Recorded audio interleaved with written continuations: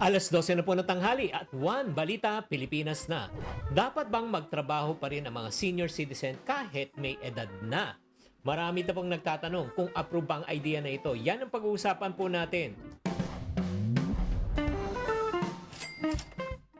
Alam nyo kung bakit ba maganda rin magtrabaho pa rin ang mga seniors? Number one, kasi may tayong tinatawag na physical and mental benefits. Para mas marami ang pagtatrabaho, hindi tungkol lang sa pera, kundi ito ay maging aktibo po. At the same time, nagkakaroon po tayo ng tinatawag na layunin at purpose. Ipinapakita daw sa pag-aaral ang mga seniors na nagpapatuloy po sa pagtatrabaho, aktibo po ay nagiging mas malusog ang kanilang mental and emotional and physical state. Kasi nga tumatalas ang kanilang isipan, naiwasan nila magkasakit dahil ng tinatawag na dementia o depresyon. Pangalawa, nagkakaroon din natin siyempre ng additional income, magkakaroon din ng tinatawag na financial independence. Hindi sapat po kasi especially dito sa Pilipinas ang pensyon o retirement fund. Siyempre pag magdadagdagan din po ang ating kita, makakatulong din na hindi sila aasa sa kanilang magiging anak o magiging apo sa kanilang pamilya. At syempre naman, it will give them also yung sense of tinatawag nating dignity and peace of mind. And then pangatlo po, ang kagandahan po sa mga senior citizen pag sila po ay nagtatrabaho, meron tayong tinatawag na experience and wisdom. Maraming mga negosyo at kumpanya naghahanap po ng mga tinatawag na may karanasan. At ang karanasan at mga experience ng mga senior citizen ay hindi kayang tumbasan ng mga kabataan. Kaya mahalaga po ang kanilang presensya, lalo na sa mga industriya na kailangan po ng mga tinatawag na expertise, di ba? At yung mga kaalaman po nila. At pangapat po, syempre naman nagkakaroon din ng tinatawag na community engagement. Para sa mga seniors, ang patuloy na pagtatrabaho po ay nagbibigay daan sa social interaction. May iwasan yung isolation at pagiging malungkot dahil kasama nila yung mga katrabaho po nila. At syempre naman, lalo na sa mga seniors, no, na talagang nakakatulong to na mapanatili ang kanilang tinatawag na yung happiness o yung happiness meter po nila. At syempre naman po ang kagandahan din po para sa mga seniors na gusto magtrabaho pero hindi parang kayang mag full-time, pwede ka rin mag part-time, di ba? Maraming kumpanya po ang nag-o-offer ng mga flexible hours at part-time jobs. Ito ay makakatulong din, syempre, aside from additional income, hindi rin talaga mapapagod. Lalo na kung mga work from home, freelancing, online jobs, di ba? Kahit nasa bahay ay pwedeng kumita. Kaya approve ako sa pagtatrabaho ng mga senior citizen hanggat kaya pa nila. Pero mahalaga po, iingatan din po siyempre ang kanilang kalusugan para i-enjoy ang kanilang retirement living. Kaya kayo ang tatanungin ko, approve ba kayo na magtrabaho din ang mga senior citizens? Tatandaan, tamang karunungan, tamang disiplina ang susi sa pagyaman.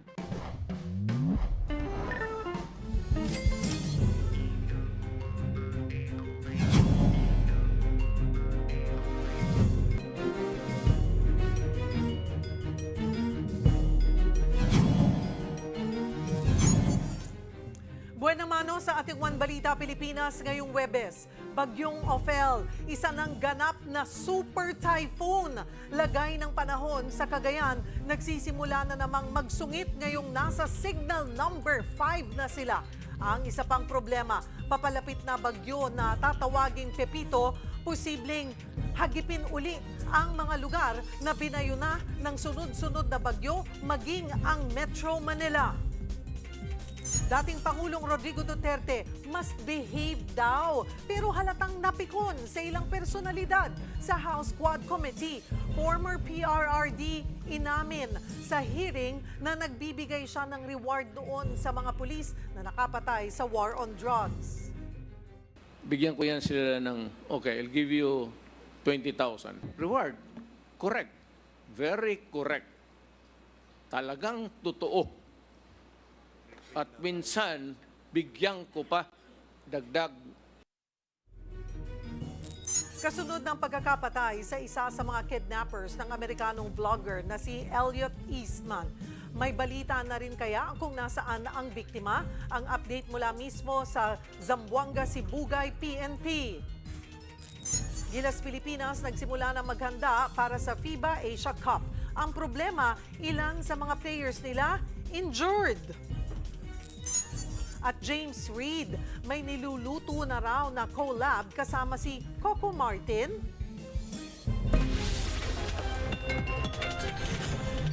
balitang mainit-init pa. Yan ang latest sa showbiz sikahan. Ngayong tanghalian, kasalo si Cheryl Cose. One Balita Pilipinas.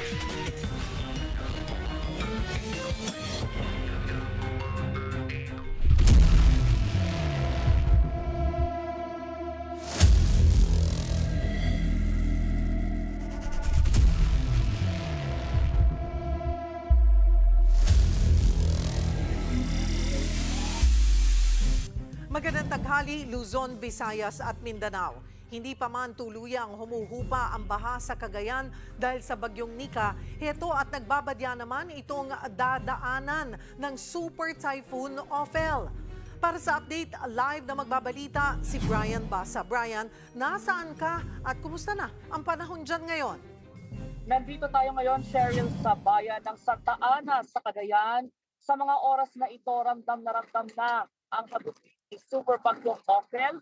Makikita niyo sa aking likuran, napakalakas ng hampas ng hangin at napakalakas din ng buhos ng ulan. I will try to flip the lens for you just so you can see what's happening here. Ayan po ang itsura ng alon sa mga oras na ito. Malakas at naggangalit. Nagtatakbuhan na nga yung mga nakita nating nagsisiligo pa.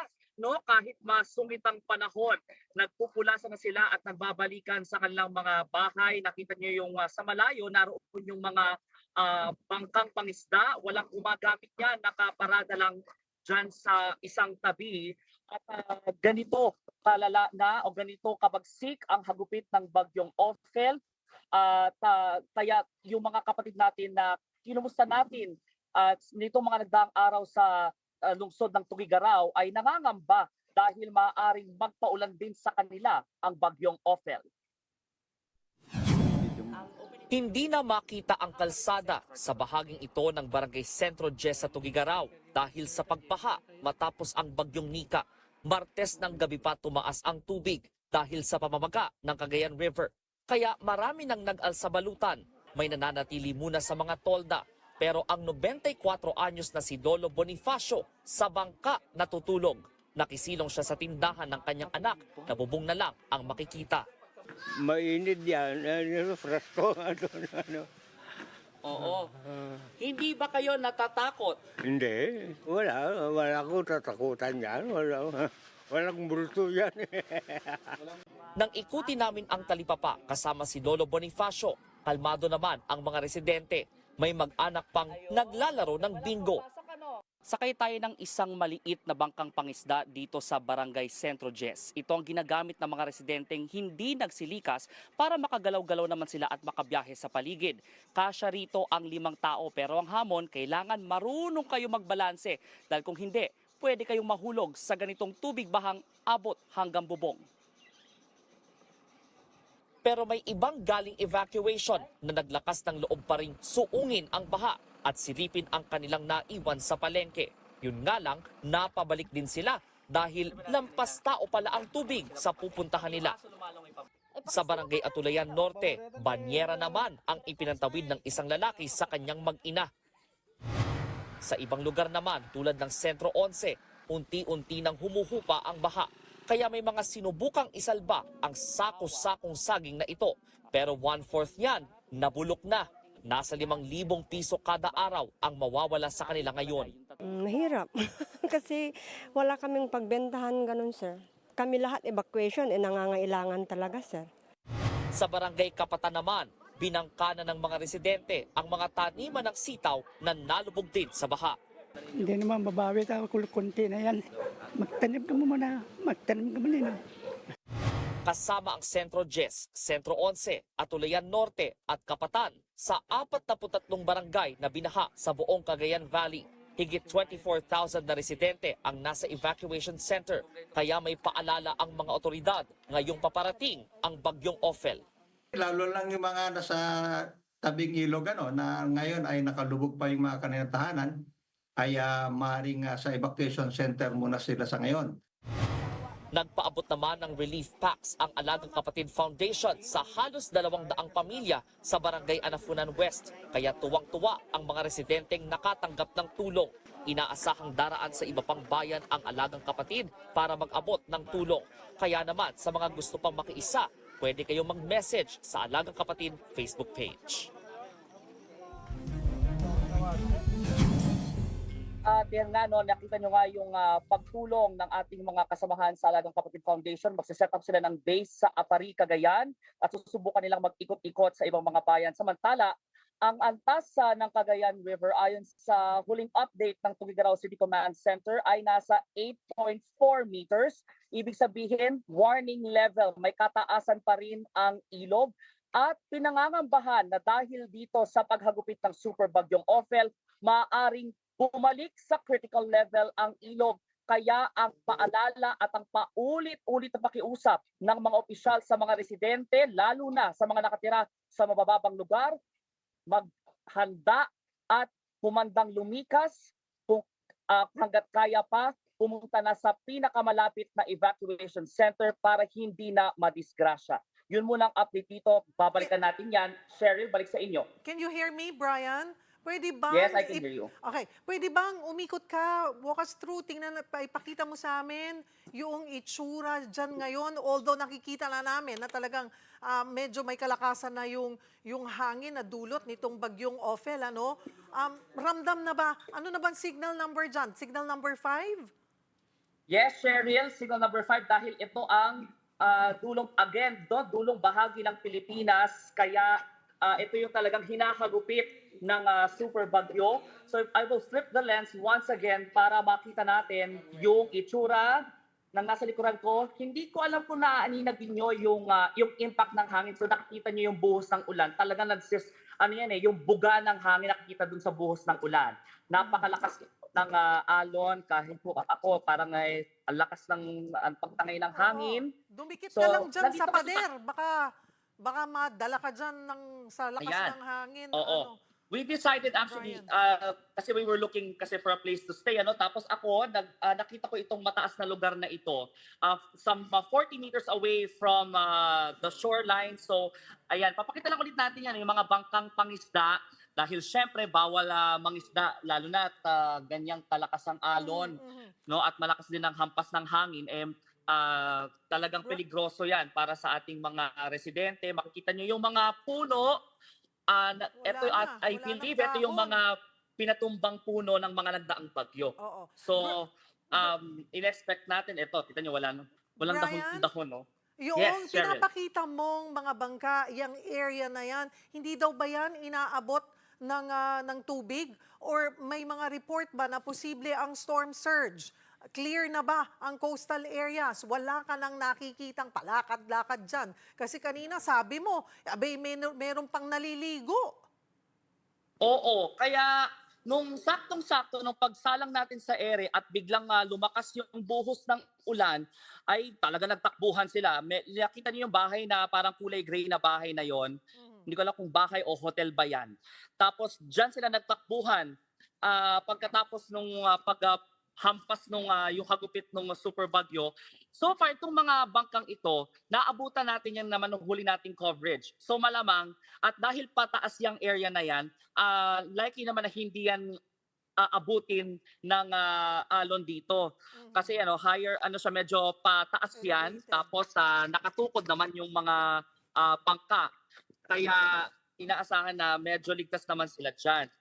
Itong ministeriya natin, ang sabi, ito raw ay parang nasira nung bagyong Marce, pero agad naman silang nakapag-restore, agad silang nakapag-kumpuni ng mga sira dito sa establishment nila. Pero ayan, makikita nyo yung sumasayaw na puno. Ayan, kasi yung iba, hindi nyo na makikita kasi wala nang tapon.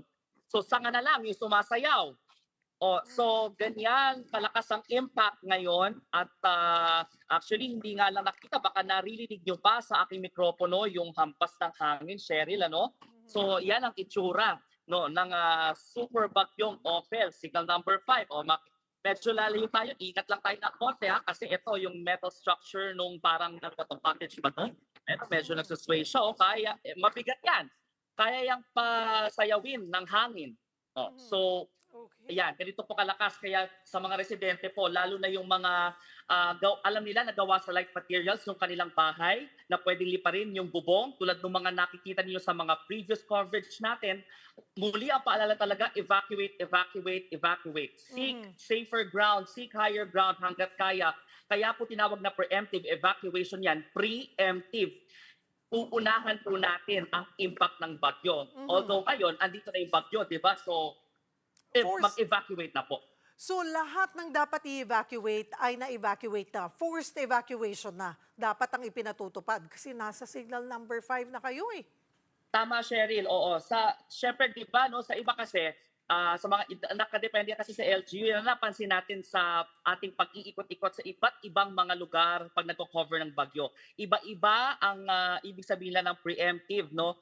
In the case of Santa Ana, ang preemptive nila rito ay forced. Oo, lalo na sa low-lying areas. Dahil alam nila na pag bumagyo, talagang malakas ang hampas nito, malakas ang impact nito sa bayan ng Santa Ana. Kaya di ba, remember yung coverage natin ng Super Bagyong Leon. Bakit lahat ligtas? Dahil alam ng mga residente na pag sinabing preemptive evacuation, forced ito at kailangan na nilang pumunta agad sa pinakamalapit na evacuation centers. So, yun yung idinulot sa kanilang pagiging sanay sa karanasan ng bagyo.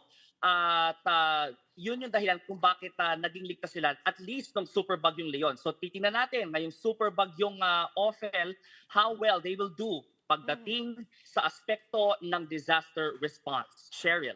Maraming salamat at mag-iingat kayo dyan, Brian Basa. Naghahanda na ang probinsya ng Isabela sa Super Typhoon Ophel.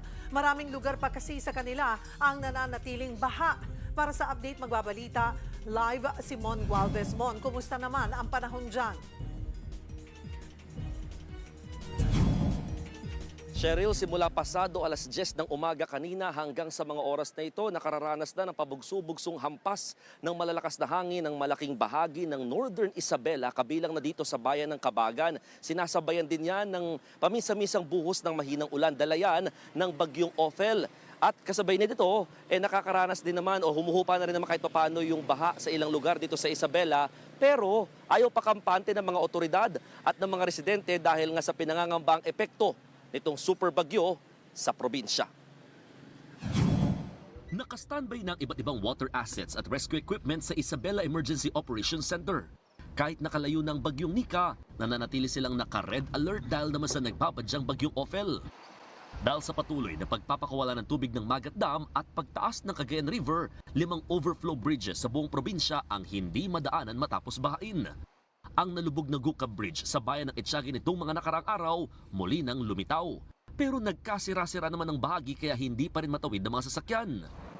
Naabutan naman ng aming team ang ilang residenteng ito sa gilid ng Cagayan River. Hindi nila alintana ang malakas pa ring ragasa o agos ng tubig, makahuli lamang ng isda gaya ng bunog at malilit na tilapia. Nasalanta rin sila ng bagyo, tinangay pangaraw ang bubungan ng kanilang bahay. Kasi ngayon lang sir may mahuli sir kapag malaki ang ilog, maraming nahuli sa ganito sir.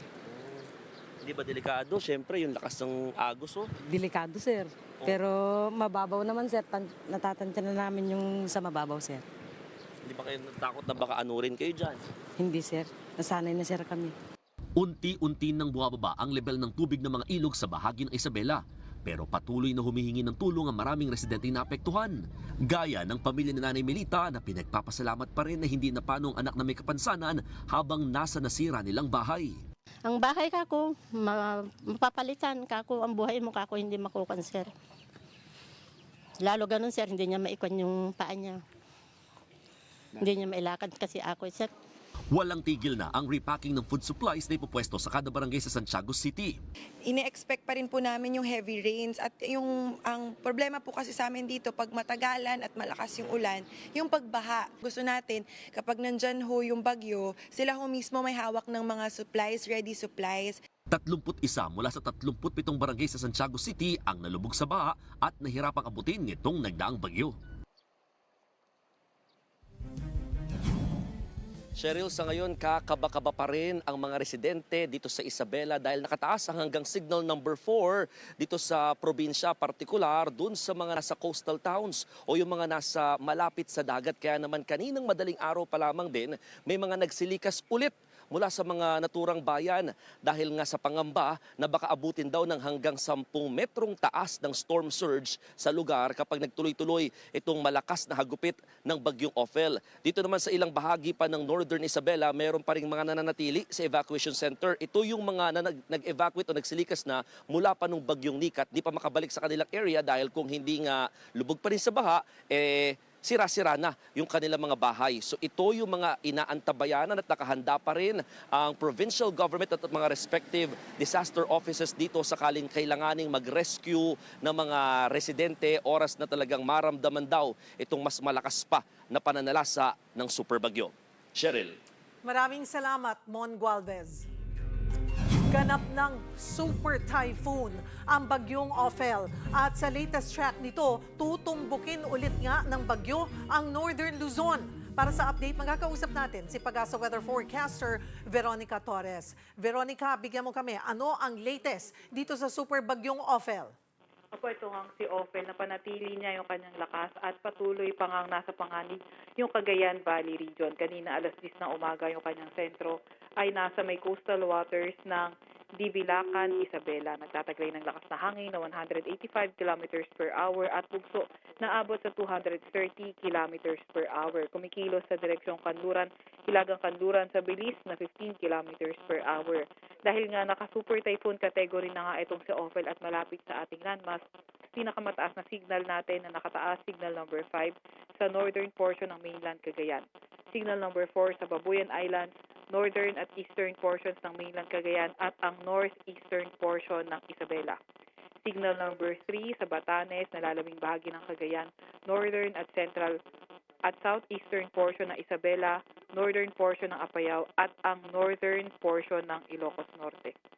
Signal number 2 sa western at southern portions ng Isabela, northeastern portion ng Quirino, nalalabing bahagi ng Kalinga, northeastern portion ng Abra, sa may eastern portion ng Mountain Province, eastern portion ng Ifugao, nalalabing bahagi ng Ilocos Norte at ang northern portion ng Aurora.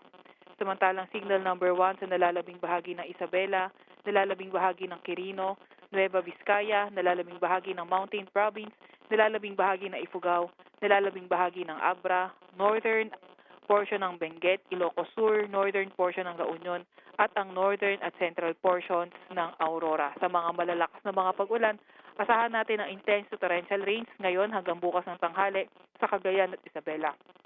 Heavy to intense sa Batanes, Ilocos Norte, Apayao, Kalinga, Mountain Province, Quirino, at Aurora. Moderate to heavy naman sa Abra, Ifugao, Nueva Vizcaya. At inaasahan na nga na posibleng maglandfall itong si Ophel ngayong araw or ngayong hapon sa may Cagayan. Veronica? Yes po. Okay. Inasahan ba? Kasi walang mga reports na aabot ito sa super typhoon na category. Inaasahan natin, di ba? Hanggang typhoon strength lang ito? Opo, yung sa mga previous po na bulletin natin, yung pinakamataas natin na intensity ay possibly sa typhoon category. Although, yung pagiging super typhoon hindi pa rin ruled out dahil nga po nagkakaroon ito ng rapid intensification sa malapit nga po sa atin. Saan ito magla-landfall at anong oras? Ito po ay magla-landfall around Cagayan this afternoon. So ngayon po ay patuloy pa rin po tayo nakabantay sa ating mga satellite at radar at tinitingnan kung ito ba ay papalapit na at magla-landfall. Pero kung saan man ito mag-landfall, magiging malakas pa rin nga yung mga hangin at ulan sa may area ng northern Luzon. Kaya kailangan pa rin natin na maghanda at mag-ingat. Anong mga probinsya ang tutumbukin ng sentro nitong bagyo matapos itong mag-landfall sa Cagayan? Opo, yung mga probinsya na ito ay na pwedeng tumbukin ito, posible ito sa may Cagayan at posible rin naman nahagi pa rin naman kahit paano ng cone of probability yung Apayao na probinsya. And then, pagkalabas nito ng mainland Cagayan, posible nga itong lumapit or mag-pass through sa may Babuyan Islands, pati na rin sa may Batanes. Kaya lahat ay kailangang maghanda sa Northern Luzon. Kahit naman hindi tutumbukin ng sentro yung mata ng ibang parts ng Northern Luzon, kailangan pa rin maghanda dahil sa mga malalakas na mga pag-ulan, pati na rin sa malalakas na mga hangin. So itong si Bagyong Ophel, madaming ulan ang dala nito. May nakikita rin nga po tayong maraming mga ulan na dala nito. At gaano kalawak yung circulation nito? Hanggang saan umaabot yung buntot? Opo, yung kanyang circulation or yung kanyang yung radius niya ay nasa 320 kilometers at ito nga ay yung mga malalakas na hangin din posibleng umaabot hanggang portions ng Aurora, pero meron din naman tayong mga bugso ng mga malalakas na hangin outside wind signal. So sa mga areas na may mga malalakas na hangin, possible nga po na kahit sa mga malalapit na areas possible din yung mga biglaang bugso na malakas na hangin. At may gale warning din pala tayo sa northern at eastern seaboard ng Northern Luzon at ang eastern seaboard ng Central Luzon. Kaya mapanganib ng pumalaot sa mga lugar na yan. Once na maglandfall ito, Veronica, nakikita ba nating hihina man lang? Opo, nakikita naman natin na pag-landfall nito, dahil ngayon ay super typhoon siya, pag-landfall, posibleng humina ito at maging typhoon category. Pero nonetheless, nandyan pa rin yung mga malalakas na ulan at malalakas na hangin. Hanggang kailan ito mananalasa sa bansa? Naasahan natin na malapit pa rin ito sa ating bansa around weekend, pero pagdating ng Tuesday, ito ay hihina at magiging isa na lang remnant low pressure. Okay, ito ay next week pa. Abay, Opo. nandito pa, nananalasa ngayon itong Bagyong Ophel. Itong kabuntot niya na si Pepito, pumasok na ba ng Philippine Area of Responsibility? Hindi pa rin naman po pumapasok ng PAR itong si Manyi. At pagpasok nito, tatawagin natin siyang Pepito po. Nasaan na ito? Ano ang update kay sa Bagyong Manny? Ito ay nasa may layong 1,375 kilometers, silangan ng northeastern Mindanao. Nagtataglay ng lakas na hangin na 85 kilometers per hour malapit sa sentro at bugso na aabot sa 105 kilometers per hour. Kumikilo sa direksyong west-southwest sa bilis na 25 kilometers per hour. Nakita nga natin yung mataas yung landfall area nito, posible sa may Central Luzon to eastern coast of Visayas. Kaya dahil malayo pa ito, kailangan mag-ingat nga natin ng ating mga kababayan sa areas na malapit. Kailan to inaasahang papasok ng PAR? Itong si Manyi ay posibleng pumasok ng ating Philippine Area of Responsibility either by ngayong late evening o tomorrow early morning. Okay, pagpasok nito sakali mamayang gabi or bukas nga ng umaga, which is Friday already, kailan siya pinakamalapit sa ating bansa or kailan inaasahan itong magla-landfall? Opo, ito ay posibleng mag-landfall around Saturday, posibleng Saturday evening o kaya Sunday morning po. Nasa, ano na ulit strength niya? Depression pa lang ba? Tropical depression, Veronica? Ito ay nasa tropical storm category. Tropical storm Opo. na. So, kung tropical storm na ngayon pa lang, abay, kailan niya ma-reach, inaasahang ma-reach yung peak? Inaasahan din ba itong magiging super typhoon katulad ni Ophel? So ngayon naman po, sa track natin, pinakamataas na category ay typhoon. Pero dahil nga po, posible yung rapid intensification, hindi pa rin ruled out yung pagiging super typhoon ito bago ito maglandfall. Hindi ba nakikita na ma-reach na yung peak habang nasa dagat at pagpalapit na sa bansa, pahina na?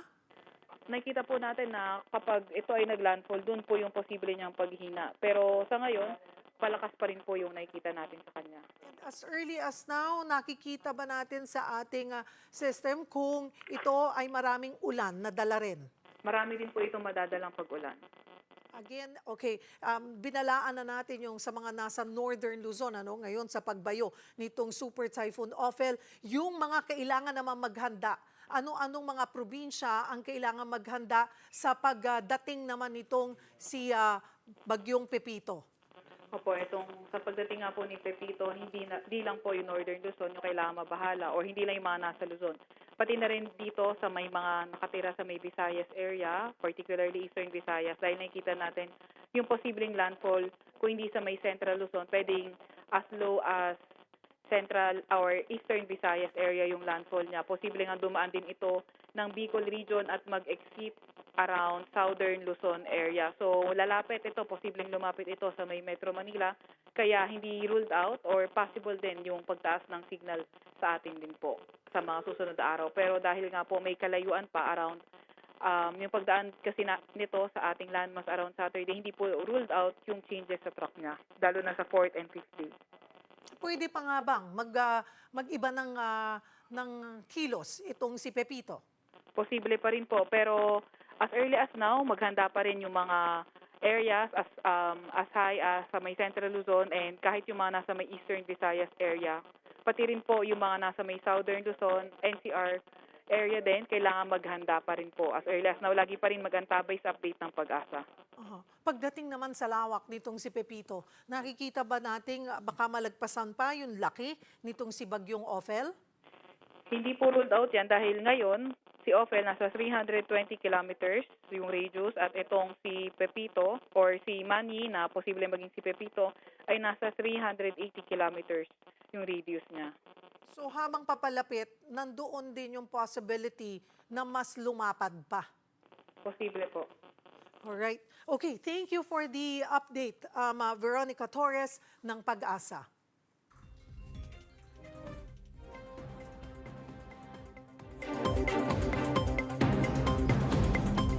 Na may kaugnayan umano sa pagdukot sa American vlogger na si Elliot Eastman ang napatay sa engkwentro sa Kabasalan, Zamboanga, Sibugay noong Martes. Kilala rin umano ang mga ito na miyembro ng Kidnap for Ransom Group. Kaugnay niyan, magkakausap natin si Colonel Barnard Danny Dasugo, ang Provincial Director ng Zamboanga Sibugay Police Provincial Office. Magandang tanghali po sa inyo, Colonel. Magandang tanghali po, Cherry. Colonel, kumpirmahin lamang po namin kung may kaugnayan yung operasyon ng mga pulis at militar noong Martes sa paghahanap kay Eastman. Base po doon sa result po ng operation po, isa po doon sa napatay, doon sa enkwentro, ay isa po sa persons of interest po doon sa pagdukot po kay Elliot Eastman po. Nagkataon or may kinalaman po talaga? Kasama po siya doon sa tinitingnan po ng person of interest base po doon sa create po na Crisis Investigation Management Task Group ng Police Regional Office 9 po. Ano po ang nangyari? Bakit po nauwi ito sa enkwentro, yung operasyon? Opo, may mga information po kasi na may mga lawless elements doon sa area po ng Barangay Kanakan sa Kabasalan. Kung kaya't nagsagawa po ng joint operation po ang 106 Infantry Brigade ng Philippine Army at ng 2nd Provincial Mobile Force Company ng Zamboanga Sibugay PPO. At ito po ay nagresulta po na sa pagkasawi po ng 3 personalidad na itong si Morsid Ahod, si Abdul Sahibad at si Fahad Sahibad po. Noong November 12 po dito sa Barangay Kanakan sa Kabasalan. Ano po yung partisipasyon ng 3 napatay na suspect sa pagdukot sa American vlogger na si Elliot Eastman? Sa ngayon, Cheryl, kinukumpirma pa po ng ating mga intelligence unit kung ano talaga yung connection nitong 3. Pero base po doon sa mga intelligence report, itong si Abdul Sahibad po ay isa po doon sa connected po doon sa abduction po ni Elliot Eastman po. So, isa doon sa 3 yung confirmed na may kaugnayan sa pagdukot kay Eastman. Opo. Alright. The other 2 po? Ito po ay mga member po ng criminal gang. So tinitingnan din po natin kasi itong si Abdul Sahibad po at si Fahad Sahibad ay magkapatid po ito. So tinitingnan po natin yung paugnayan po nila kay Morsid Ahod na dati pong member po ito ng Abdusalam criminal gang, pero ito po ay defunct group na po. Pero yun pa rin po, ongoing po yung paglilink po kung ano po talagang ugnayan po nila sa isa't isa. Mag-iisang buwan na po mula nang madukot itong si Eastman, may 3 suspect na rin ho yung nasa custody ng police. Kamusta ang paghahanap kay Eastman? May impormasyon na ho ba kung talagang buhay pa yung biktima? Hindi po namin masasagot yan, no, Cheryl, kasi dito sa area po ng Zamboanga, Sibugay, ito lang po yung kinonfront po natin na enemies, no? Itong lawless elements na ito. Pero yung presence po ng kidnap victim po dito sa area ay hindi po natin masasabi kung nandito po sa lugar po ng Zamboanga, Sibugay. Wala ho ba naman na itulong or impormasyon na naibigay yung nasa kustodiya na po ng polis?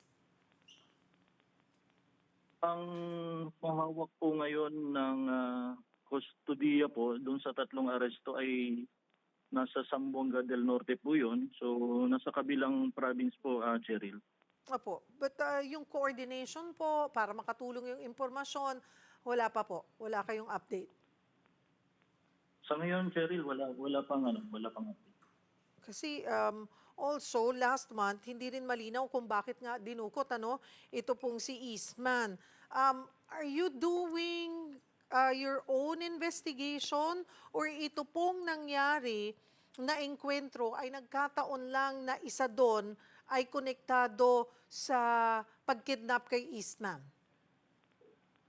Ito po ay tuloy-tuloy po na effort po ng AFP and PNP. Alright. Dito po sa recent po na kidnapping incident or abduction incident kay Eastman. Although ang nag-handle po nito ay nasa Police Regional Office 9 kasi nag-create po ng Crisis Investigation Management Task Group ang regional office para siya pong mag-handle directly po doon sa ongoing na investigation, pag-gather ng information. So, any information po na nakukuha ay binababa lamang po dito sa mga territorial units po. At wala pa pong iba pang update na ibababa po sa inyo? Sa ngayon na Cheryl, wala pa po, no? Pero itong area po ng Kabasalan ay patuloy po natin na kiniklear yung area. At katulong po dito ang forces of the Philippines po. Marami pong salamat for the update. Colonel Barnard Danny Dasugo ng Zamboanga Sibugay Police Provincial Office. Sa Cebu, itinigil ang pagpapatayo ng bahagi ng Bus Rapid Transit Project sa Kapitolyo. Yan at iba pang balitang dako, hatid sa atin ni One News Cebu correspondent Dale Israel. Dale? Yes, maayong udto, Cheryl. Nag-iba na nga yung itsura dito sa Cebu Provincial Capital or malapit dito sa Cebu Provincial Capital matapos tanggalin ang mga estrukturang tinayo para sa Cebu Bus Rapid Transit Project. Nagsagawa ng hearing o utos ni Governor Gwen Garcia last week. Agad naman na naramdaman ng mga motorista ang paglawak ng bahaging ito ng Osmeña Boulevard. Matatanda ang nagpatayo ng Capitol Station noong dismissed mayor, noong panahon ni dismissed Mayor Mike Rama. Pero inisyuhan na ito ng cease and desist order ni Governor Garcia dahil nasira daw ang fasad ng Kapitolyo na isang heritage site. Hindi pa naman kinansela ang buong BRT project dahil halos tapos na ang ibang mga bus station sa ibang lugar na parte ng ruta nito. Pero wala pang anunsyo kung ano o ang DOTR at CBRT administration kung ililipat ang Capitol Station. Sabay naman ito, Cheryl, nag-abiso ang Environmental Management Bureau sa mga residente ng Cebu na kung pwede magsuot muna ng mask. May slight haze kasi na nagdulot ng mapula-pulang ulap dito sa Cebu City. Posible umanong galing ito sa binubugang tusok ng Bulkang Kanlaon na malapit lamang dito sa probinsya. Patuloy pa itong ina-analyze ngayon ng EMD. Yan ang mga balitang dagko gikan din sa Sugbo. Balik sa iyo, Cheryl. Daghang salamat, One News Cebu Desk Correspondent Dale Israel.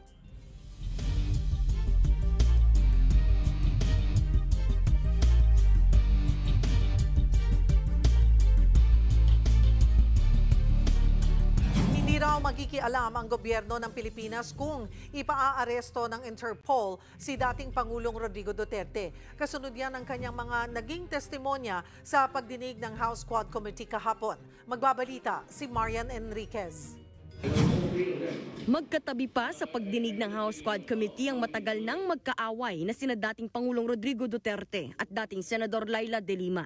Si De Lima, inirapan ang dating Pangulo nang ungkatin ni Quadcom Co-Chair Dan Fernandez ang isang article tungkol sa pagtawag umano ng Department of Justice kay De Lima na mother of all drug lords. I would like to congratulate them for making this statement.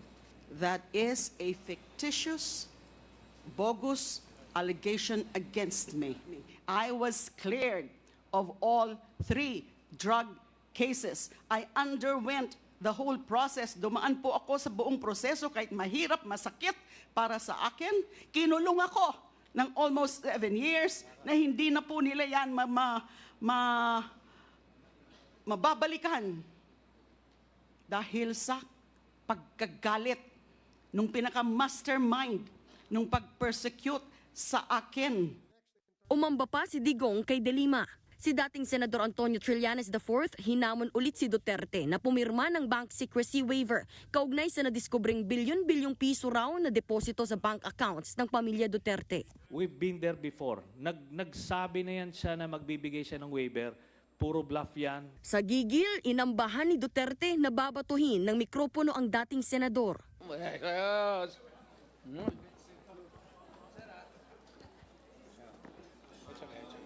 Sabi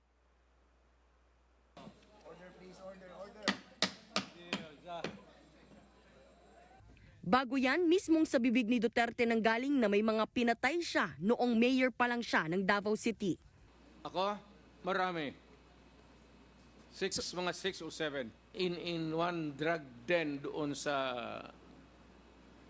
Davao City, 4 na Chinese, pinatay ko talaga.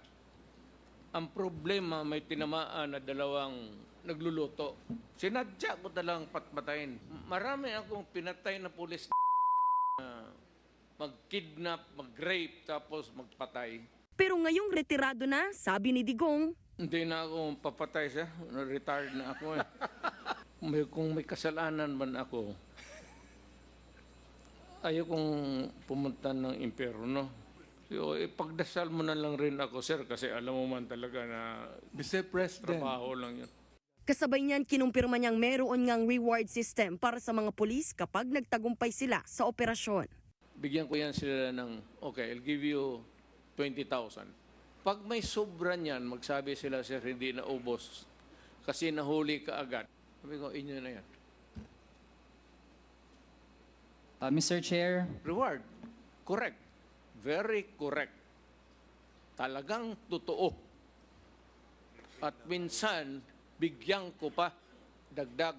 Pero nang matanong kung galing ba sa confidential funds ang pera para sa police operations at reward system, iwas sa pagsagot si Digong.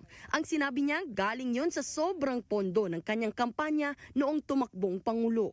Hindi na private money. Kasi natanggap ko yan. Ano na ako nakahawak ko na the money I was holding was already when I was in the official na ako. But in accordance with the rule of COMELEC, yung excess money po na ginagamit po natin sa kampanya must be returned back to the COMELEC, Mr. Chair, to the donors, Mr. President. Tanungin kita, sinong kandidato nagsauli? Mr. President, you cannot ask question. Inamin din ni Duterte na wala siyang proseso sa pagkumpirma ng mga pangalang nasa drug watch list, kaya bahagya pang nagkainitan nang maungkat ang tungkol sa tinatawag na Davao model ng war on drugs. Tama ba na tawagin po itong Davao model or Davao style, Mr. Chair? I cannot control the semantics. Mr. Chair, yes or no? Davao style. Do not ask me to answer yes or no. You are not an investigator. Pero pinabulaanan at tinawag na stupid allegation ng dating Pangulo ang pahayag noon ni retired Police Colonel Royina Garma na mayroong binuong Davao Death Squad. Sa kalagitnaan ng pagdinig, biglang umapir si VP Sara Duterte at nagmano sa kanyang ama. Umupo pa siya malapit sa dating Pangulo. Matapos ang hearing, ito ang sagot ni Digong ng kamustahin sa pagdalo sa pagdinig. Maganda. Paano naging maganda, sir? Enjoy ako. Paano kayo nag-enjoy, sir? Pagsabihin ng totoo. Kasi hindi ako marunong mag-lie. Para sa 1PH, Marian Enriquez, News 5. Sa puntong ito, makakausap natin si former Senator Antonio Trillanes. Magandang tanghali po sa inyo, Sen. Magandang tanghali po sa inyo, Miss Cheryl, at sa ating mga listeners. Inakala po ng marami na hindi po matutuloy, Sen, yung pagdinig kahapon. Bandang hapon na rin ho kayo nakarating. Kailan ho kayo nakatanggap ng imbitasyon para dumalo sa pagdinig sa House Quad Committee? Nabigyan po ako ng advice the night before na kung pwede kong makadalo kasi short notice nga. Pero I thought na-cancel na, kaya nung hapon na lang po ako ulit na tawagan, kaya humabol na lang po ako doon sa hearing. Pero before last night po, o the night before, ay alam nyo po na ipapatawag po kayo? Nabigyan po ako ng heads up, pero yun nga po, hindi siya confirmed kasi nga hindi rin confirmed kung yung Quadcom hearing ay matutuloy to begin with. Opo. Usap-usapan, Sen, yung pag-amba sa inyo ng mikropono ni dating Pangulong Duterte. At siguro po nakita nyo na rin yung mga video about it. Dahil dito po sa isiniwalat nyo ngang suspicious funds na pumasok sa bank accounts ng mga Duterte mula 2011 to 2025. Saan nyo po nakuha itong mga dokumentong ito? Ito po ay ibinigay sa akin noong 2016 at nung binigay sa akin po ito ng isang messenger, chinek po namin, no? Kinonfirm namin and eventually nga nag-deposit dun sa mga accounts na yon. So existing yung mga accounts. So nung na-confirm, doon ko po nilabas ito nung 2016 na campaign at kung saan una dinideny ni Duterte yung existence noon. Pero eventually, naobliga siyang umamin kasi nga talagang actual yung accounts. So hinamon niya ako noon nung pumunta dun sa BPI Julia Vargas branch para i-disprove yung aking allegations. Pero hindi po siya sumipot, ako po sumipot. No? Tapos si Panelo, ang pinadala niya, pero pinigilan yung paglabas ng statement of accounts na ready nang ibigay ng branch manager. Kinalaunan, ang nangyari, natapos na eleksyon, hindi nila ito nilabas. Pero inamin niya ito ni Duterte in one press conference, naipit siya, inamin niya na totoo nga daw and it contains 200 million pesos. Pero that was it. Pinapalabas niya na parang biro-biro lang. Pero nung dinidecode na po namin, tinitignan namin yung kino-cross-match namin, doon namin nakita yung mga pumasok na galing dun sa drug lord na minention ni Arturo Las Cañas na si Sammy Uy. So yung buong pamilya ni Duterte nakakatanggap po every 6 months na ang total sa kanilang buong pamilya mga 40 to 50 million. Managers checks po na nasa pangalan nila ang pagbigay sa kanila. Ganun po. Sabi niyo po ay binigay ng isang messenger. Sino po itong messenger na ito? Saan galing po itong messenger na ito, Sen? Ang messenger na ito, ang pangalan niya Joseph de Mesa. So yan po ang binigay niya na pangalan. At yun nga po, no? So tinignan namin yung mga dokumento. So we had different ways of trying to validate the information. At nung confident na kami about the authenticity of the documents, saka ko po ito nilabas. Tapos kinalaunan po, ito po yung ginamit ko na attachment or annex doon sa plunder case na final ko laban kay Duterte noong 2016. At during the investigation ng Ombudsman, ito si Overall Deputy Ombudsman Arturo Carandang, na-confirm niya doon sa AMLAC documents na binigay niya, na-confirm niya na parehas yung dokumento ko at yung nakuha niya sa AMLAC. At yun na nga, nagpapatotoo na itong ang mga pera na ito, ganun kalaki ang pera ng mga Duterte. Paano daw ho nakuha ni Joseph de Mesa yung mga documents? Hindi niya po nasabi, basta ang sinabi niya galing pinabibigay sa kanya ng amo niya galing sa isang agency ng gobyerno. Oh, alright, okay. Kasi baka ho tanungin kayo, hanapin din ho itong si Joseph De Mesa at paharapin din po dito sa Quadcom. Opo, sinubukan na po natin yan. Naglabas na po ako ng affidavit tungkol dyan. Kaso, ano po yan sidebar po yan.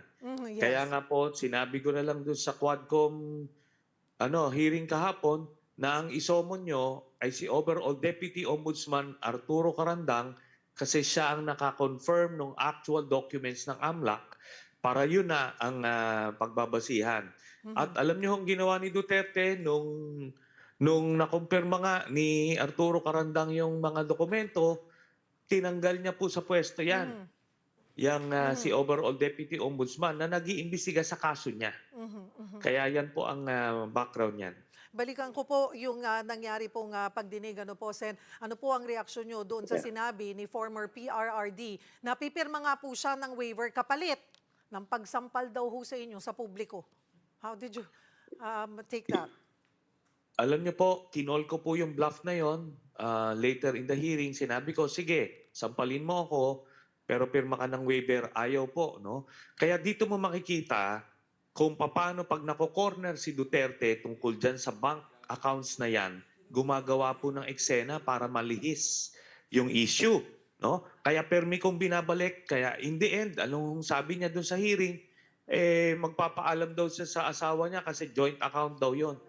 Hindi po joint account niya with the wife. Joint account po yon with Sara Duterte. Kaya ito po, impeachable offense din ito. At doon po sa impeachment court, exempted po sa bank secrecy law. Kaya lalabas din po yan. Kaya itong mga sikreto nila ay talagang hindi nila matatago. Kasi napakasimple lang po ng kagabi. Kung bogus yung nilalabas ko, nako, napakasarap na pahiyain ako siguro, no? Na by signing the waiver, mapapahiya ako. Kasi nung ako inakusahan niya ng mga bogus accounts, pumirma ako ng waiver at dinala ko mismo yung media doon sa Singapore branch na sinasabi niya. At doon mismo napatunayan ng DBS Bank sa Singapore na hindi totoo na may bank accounts ako doon. Ganun po mag-defend ng inyong integrity. Talagang ilalaban mo 'yon. Pero ito nagtatago po So makikita natin yung contrast. Pasensya na po't kapos na kami sa oras. Panghuli na lamang po sa November 21 ang susunod na House Quadcom hearing. Aasahan pa rin po ba, Sen, ang inyong pagdalo? At mayroon pa ba kayong mga ibang isisiwalat? Marami pa po, yung mga kaso na final ko, ilalabas po yon. Pero dito hindi ko po bibitawan itong bank accounts issue na to kasi namimilipit po si Duterte pag ito pinag-uusapan. Kasi dito siya mabibisto kung gaano siya kakorap at involved siya sa illegal drugs kasi proceeds ng illegal drugs ang pumasok doon sa bank accounts na yon. May hamon po ba kayo, mensahe kay former PRRD at sa mga Duterte? Basta't pumunta siya doon at magkikita kaming muli. Yun po yun. Maraming salamat, former Senator Antonio Trillanes IV.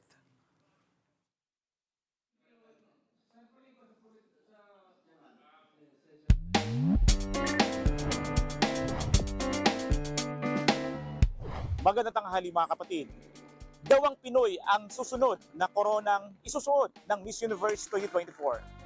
May touch of Pinoy rin daw ito dahil may South Sea Pearl na nakalagay sa ginawang korona.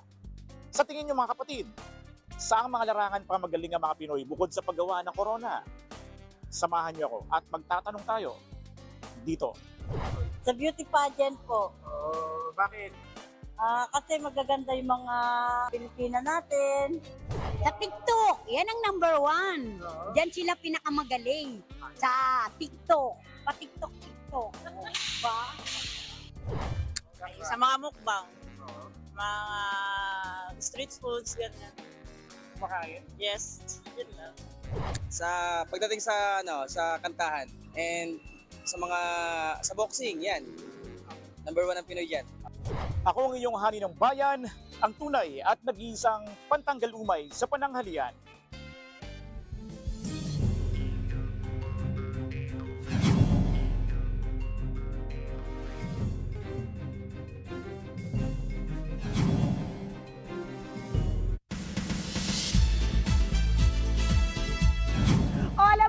Ted, posible raw na magkasama sa isang proyekto muli sina James Reid at Coco Martin.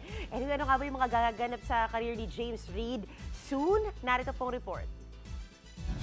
The new viral king of TikTok. Yan ngayon ang bansag kay James Reid na paboritong gawa ng parody ng mga fans online. Aranahin kita kahit wala kang tenga, yung tibong kahit wala lang.